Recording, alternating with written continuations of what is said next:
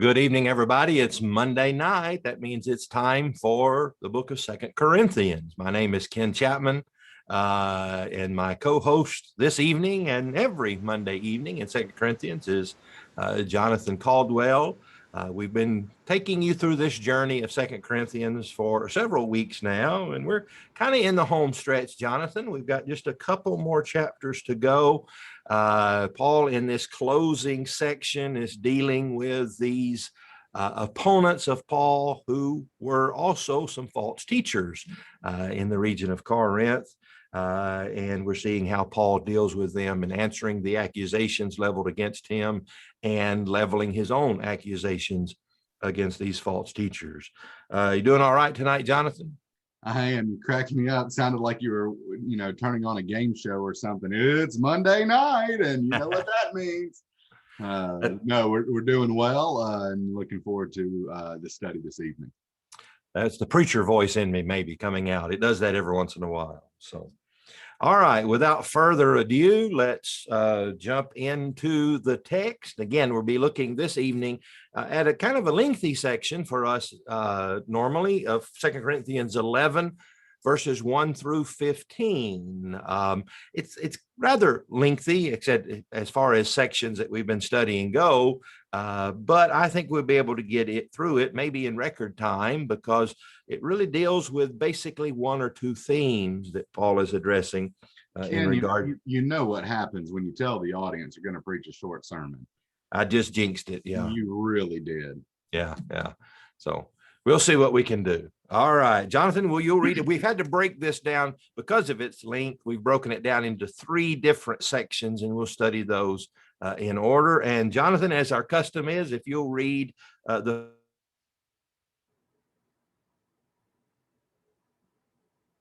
Well, Ken, we lost you. The first 6 verses for us.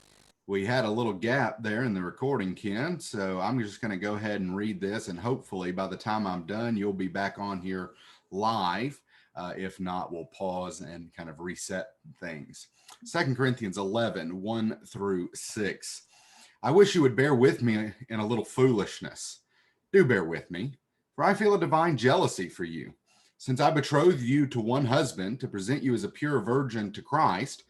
But I am afraid that as the serpent deceived Eve by his cunning, your thoughts will be led astray from a sincere and pure devotion to Christ.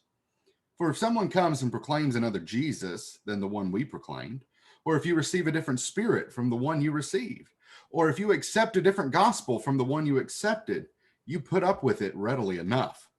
Indeed, I consider that I am not in the least inferior to these super apostles.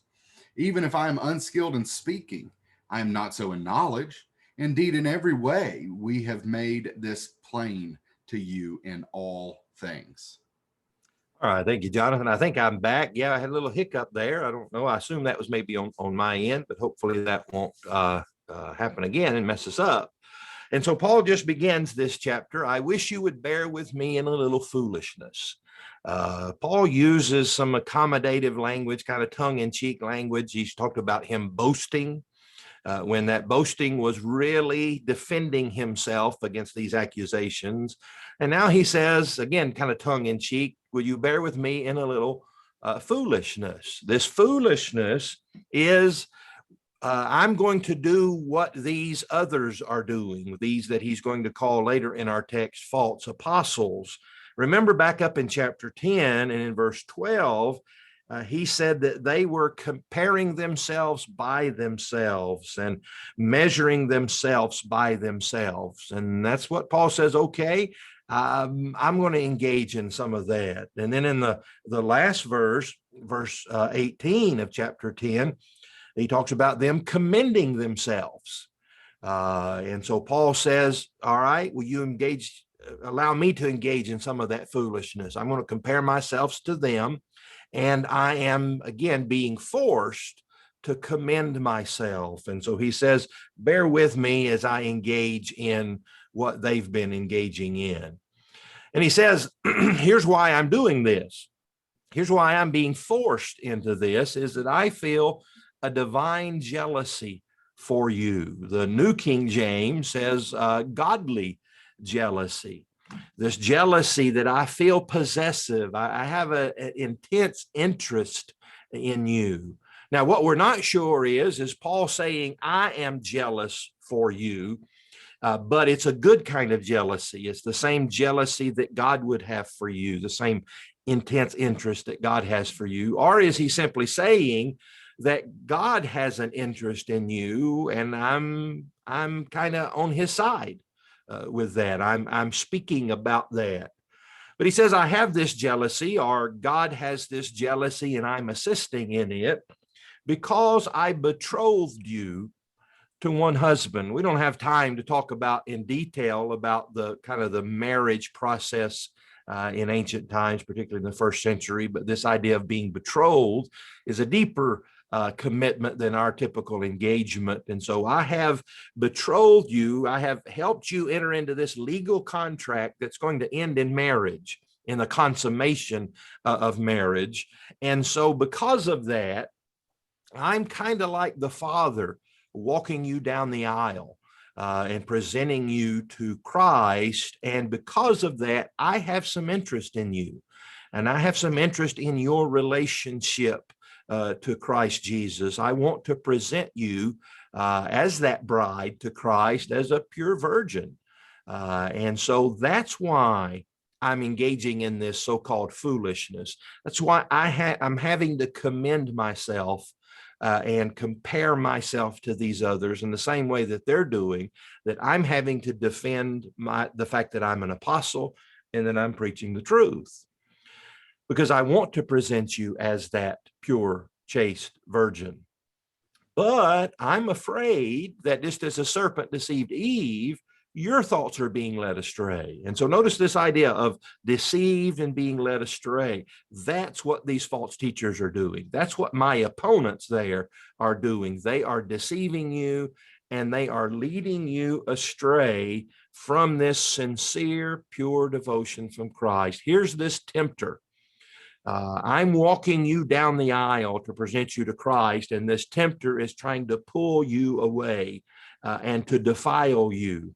And that's why I'm concerned, and that's why I'm having to do this. I'm not doing this to pat myself on the back and to blow my own trumpet. I'm doing this because this is helping you to stay pure. Exactly. And building off of that, you kind of are touching on what I was wanting to say here, is that it's not about Paul. It's about Paul's mission and bringing people to Christ. Paul can be stepped on. He's been stepped on. That's not an issue. It's that in stepping on him, they're throwing away what he taught and what he said and the gospel that he preached. And so that's why he's offended. That's why he's upset. That's why he's coming in so strongly, is because these people are hurting not him, but the Corinthians' relationship with the Lord. Exactly. So I'm doing two things. I'm defending myself, and I'm exposing these opponents because they are false teachers. And so he says, if someone comes and proclaims another Jesus, or if you receive a different spirit, or if you accept a different gospel. I don't know that Paul is saying that these false teachers in Corinth, these opponents of his, were doing all three of these things, that they were preaching that someone else was the Messiah besides Jesus of Nazareth, or if they had promised them a different Holy Spirit. He seems to be saying, if these things happen, the third of which has certainly happened, that you've accepted a different gospel, or someone at least is preaching one, here's what you would do. You would put up with it readily enough. And Paul's just saying, look, here I am. I'm having to spend an entire book of the Bible to defend myself to you. And these false teachers are coming in. And what do? You say, yeah, come on, you're good. Paul is just, you can see Paul pulling his hair out in the frustration over all of this. As I've preached to you Jesus, I imparted into you the Holy Spirit, and I've preached to you the true gospel, and I'm having to defend myself. And these who were doing otherwise, you put up with it. You've got things completely backwards, Paul says.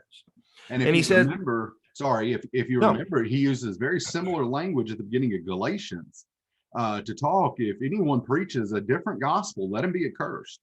And so we know how Paul feels about this issue. He feels very strongly about this issue.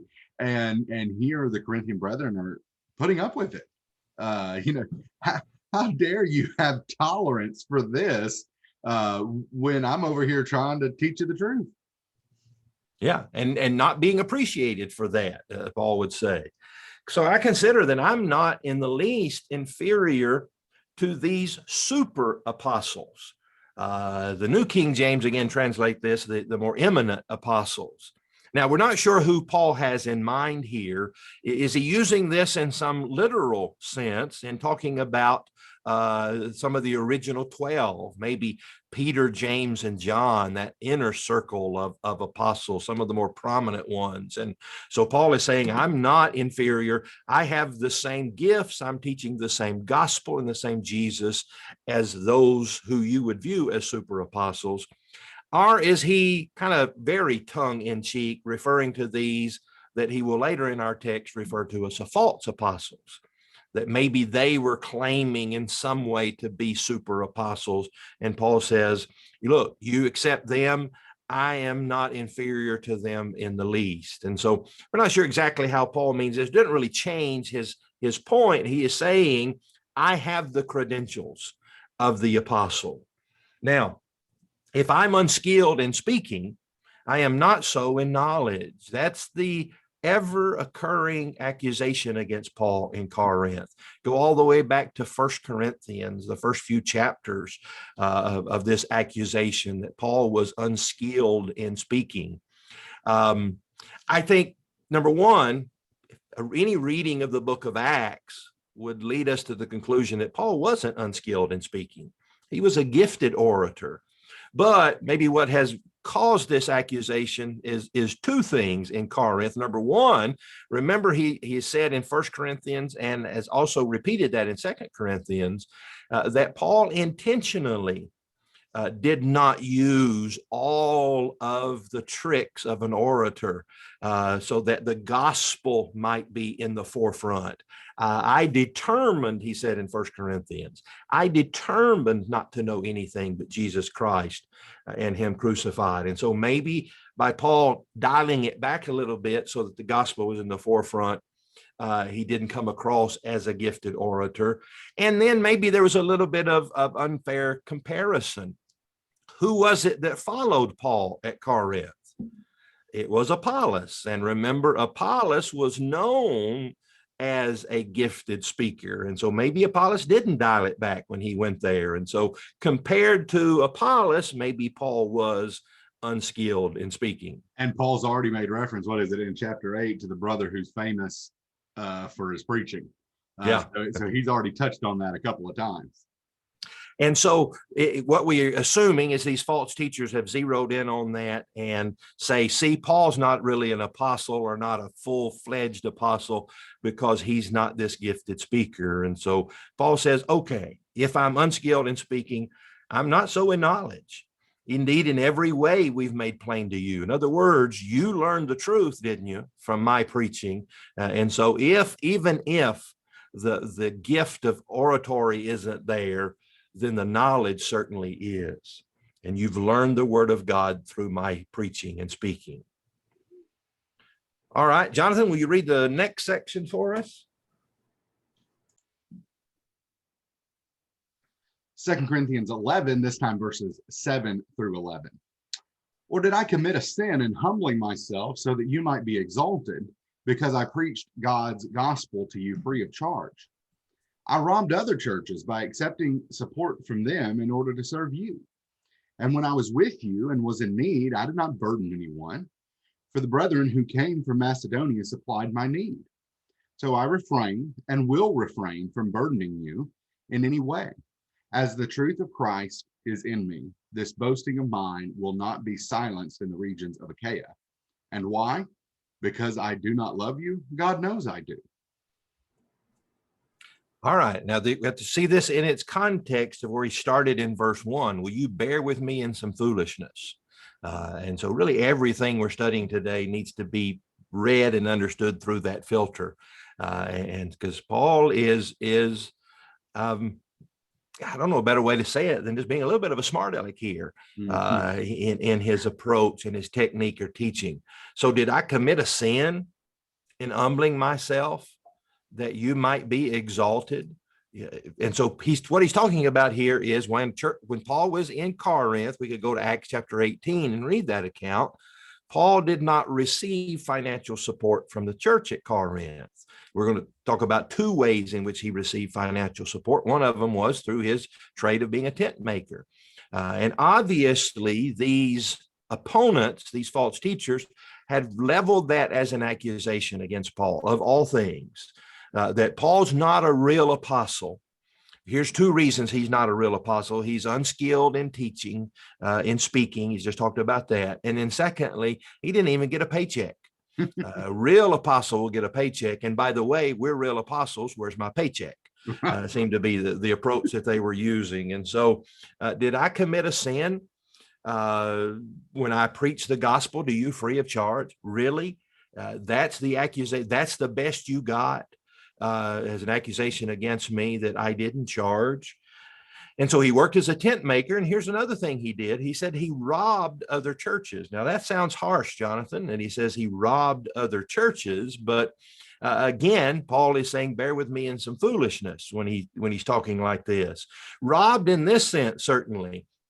These churches were sending him financial support, but they weren't getting anything in return.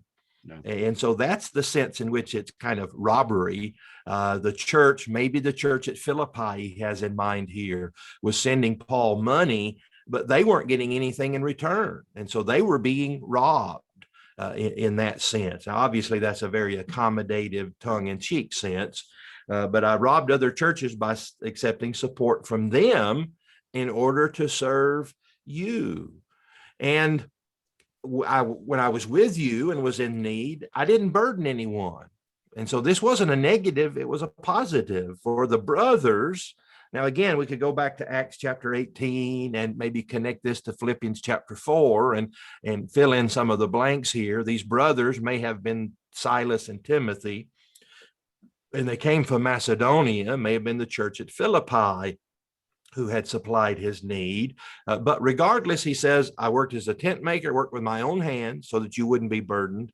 And these other churches paid so that you wouldn't be burdened. Now, Paul had argued, remember in 1 Corinthians chapter 9, for his right as an apostle and as a preacher to be able to be financially supported from them. But he says that I refrained from this and will refrain from burdening you with this as a good thing, not as a bad thing, but I did this for your good so that I might serve you and not be a burden to you.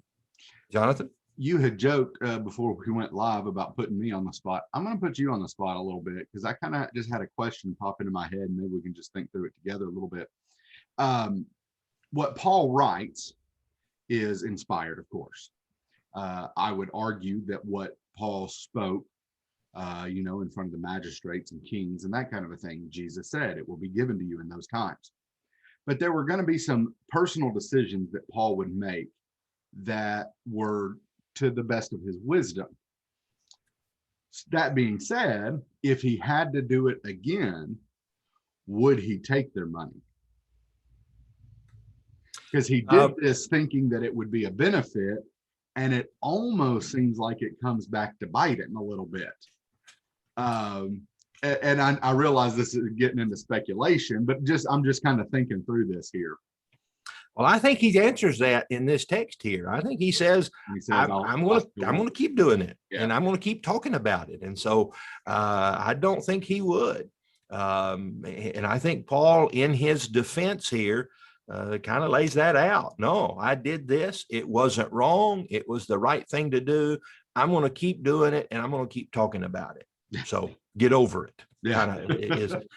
And now it's important that Paul, some of this harshness isn't to the church as a whole in Corinth. It's to these opponents and to make sure that these others aren't listening to it. Right. And so I refrained and will refrain from burdening you in any way. So I did that. And when I come back, I'm going to do the same thing again. I'm not apologetic for it. And so there's maybe a lesson for us in this. If we've done something right, even if it's been viewed the wrong way, maybe we don't need to be quick to say, well, since you misinterpreted that, I'll change. Right. Paul says, no, this was right. And I'm going to keep doing it. And I'm not apologizing for doing the right thing. As the truth of Christ is in me, this boasting of mine will not be silenced. So not only am I going to keep doing it, I'm going to keep talking about it in the regions of Achaia, maybe at Cenchrea and other churches in that area. And Paul is saying, I'm going to have to boast. I'm going to have to engage in this foolishness. I'm going to have to continue to defend myself because, as Jonathan said earlier, this relates to the acceptance of my message. And why am I doing this? Because I don't love you.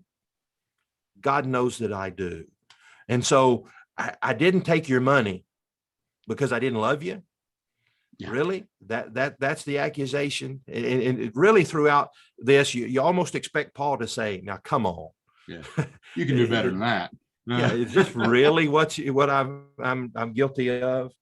And so, yes, I didn't do this. I'm not apologizing for it. And I'm going to keep talking about it because in defending myself, I'm defending the message that I am preaching. All right, we move into our last section, verses 12 through 15. And Jonathan, again, if you can give us a reading there. And what I am doing, I will continue to do in order to undermine the claim of those who would like to claim that in their boasted mission, they work on the same terms as we do. For such men are false apostles, deceitful workmen, disguising themselves as apostles of Christ. And no wonder, for even Satan disguises himself as an angel of light. So it is no surprise if his servants also disguise themselves as servants of righteousness. Their end will correspond to their deeds. Ken, before you jump in here, I feel the need to give an oh snap to burn to the text here. Yeah, he doesn't mince words when it comes to not only defending himself, but exposing these angels of darkness, as he's going to call them. And so I'm going to keep doing what I'm doing. Is that the boasting that he just talked about in verse 11? Or is it the whole aspect of not being supported by churches like at Corinth when he's working with them? And so I'm going to keep it up. And number one, because it's the right thing to do, but also, he says, to undermine the claim of those who would like to claim that in their boasted mission, they work on the same term. So they wanted me. This was all a ruse to get me to accept support so they could accept support and then claim that, see, we're apostles too, because we're on the same level of Paul. And Paul says, nope, I'm not going to play that game. I'm not going to receive this support. Number one, because I don't want to be a burden to you. He's already stated that. But also, I'm not going to play their game and fall into this trap so that they can claim, see, we're the same as Paul. We're getting support just like Paul got support. We're apostles just like Paul is an apostle. And he says they're not apostles. They are false apostles. They may have been making that claim to be an apostle as Paul and Peter and the others were, but he says they're not. They're fact, they are deceitful workmen. Remember, he said earlier, as Eve was deceived by the serpent, you might be deceived. Here are the deceivers. They're disguising themselves as apostles of Christ. They were making that false claim. And he says, we really shouldn't be surprised. Because Satan does that, disguises himself as an angel of light. Now, we don't really have a biblical reference to point to of Satan doing this, but maybe in a general way, Satan, and you've probably heard this in a sermon before, Satan doesn't show up on your doorstep with a pitchfork and a forked tongue and with flames of fire coming off of him and say, hey, come with me. He'll disguise himself sometimes as something that you want. And think that you need and to entice you. And so these false teachers aren't going to knock on the church door and say, I'm a false teacher. Can I come in? That's not the way it works. And so we shouldn't be surprised by that, Paul says. I think it's Jude that refers to them as hidden reefs in his little letter.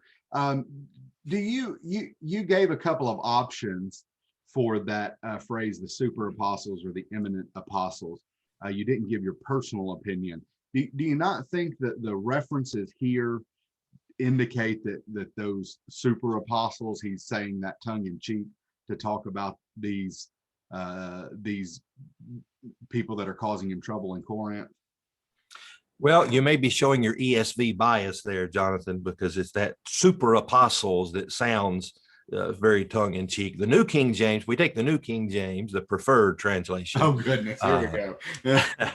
It says the eminent apostles. And so, yes, I can see that, although I would maybe argue that he is talking about the true apostles, because he says, and I know that the tongue in cheek, you have to accommodate some allowance there. But when he said that back there, I'm not behind them. So it seems to me that maybe he is talking about the legitimate apostles, and then here contrasting it with those false apostles. Although I can see that he was using that as a kind of a jab at these so-called super apostles. So I have an ESV bias, but you don't have a New King James bias at all. This is correct. Okay. And so it's no surprise if Satan works this way, his servants would act the same way. And so take your blinders off. Be aware that not everyone who claims to teach the truth, not everyone who claims to be an apostle really is. You look for the marks of that apostleship. You look for the marks of one who is proclaiming the truth. And if Paul's language has been misunderstood in any way, he clears it up in this last phrase when he says that as even Satan disguises himself as an angel, so do they, and their end will correspond to their deeds. Maybe another reference to Satan. Where is Satan going to end up? And now, where are these false teachers going to end up? Their end will correspond to their deeds. That's who these people are. And so maybe two warnings there. Number one is knowing that, do you really want to follow these guys? And number two, you don't want to end up there as well. And so don't follow them to their perdition. Another New King James word, by the way. Don't follow them to their end, which obviously here is going to be being lost in eternity. All right, that wraps us up. Any comments to close us out there, Jonathan? No, stay ESV strong.